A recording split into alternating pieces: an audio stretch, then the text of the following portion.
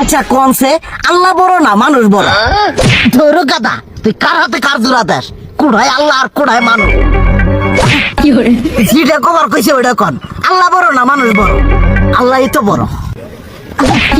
আল্লাহ বড়, তাহলে আল্লাহর কথা না হইনা মানুষের কথা শুনেন কে? তুই কি কইতাছস? কি আর আল্লাহর কথা মানে না মানুষের কথা মানে? হ্যাঁ, কি আর মানুষের কথা শুনেন তাই না? আমনে যে ওই দিনকে ডায়াবেটিসের রোগ নিয়ে যে হাসপাতালে গেলেন, ডাক্তার আপনার কত কিছু খাবার না করলো, সব কিছু না খাই এখন চলতেছেন। তাহলে আল্লাহ যে আপনারে কইছে যে হারাম খাবার না, সুদ খাবার না, কই আপনি তো কাম কাজ বাদ দিয়ে এলাকার মধ্যে টাকা পয়সা না গায়ে খালি ওইলে দিয়েই খান, নিজেরা টেও হালাল ভাবে কামাই করেন না, ওই সুদও তো না করে টাকা করে লাভ আহে ওইলে দিয়ে দিয়ে চলেন আর পেটটা বড় বানাইছেন। শুনেন একটা কথা কই, হারামের কোনোদিন আরাম নাই। হালাল পথে রুজি রোজগার করেন, প্রয়োজনে এড়া বেলা কম খায়েন, তাও শরীর পিণ্ডও ভালো থাকবো, কোনো রোগ বেদও হবো না, আরামও পাবেন, আল্লাহও খুশি থাকবো।